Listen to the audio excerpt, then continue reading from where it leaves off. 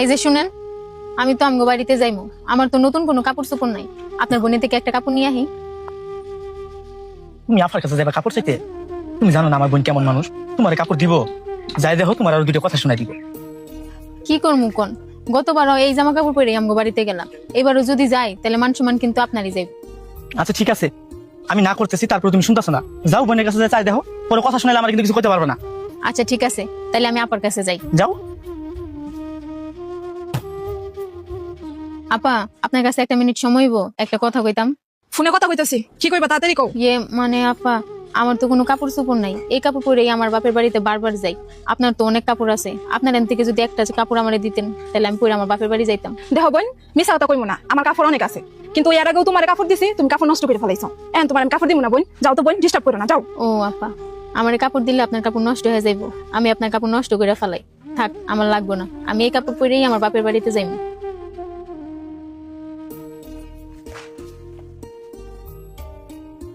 কি মন খারাপ কেন?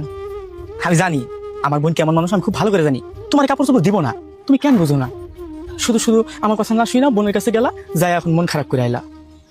আমার মতো গরিব বিয়ে করে তুমি কত কষ্ট করতেছো, একটা কাপড় পরে যখন যাও বাপের বাড়িতে এইটা পরে যাও। তবে তুমি কোনো চিন্তা করো না, মন খারাপ করে না, একদিন দেখবে আমি মেলা টাকা ইনকাম করবো, তোমারও সুকেস ভর্তি গয়না থাকবো, ডয়ার ভর্তি কাপড় থাকবো, যখন যেটা মন চাবো সেটা পরে যাইবা। একদিন দেখবা আজকে তুমি যেভাবে চাইলে আমার বোনের কাছে, এমন একটা দিন আইতে পারে সেদিন দেখবা আমার বোন তোমার কাছে কাপড় চাইতে আইবো, সেই দিন তুমি দেখবা কত ভালো লাগে তোমার। তুমি কষ্ট করে এই কাপড়টাই পরে যাও। আচ্ছা ঠিক আছে, আমি আল্লাহর কাছে দোয়া করি আপনার এই প্রত্যেকটা কথা যেন একদিন সত্যি হয়।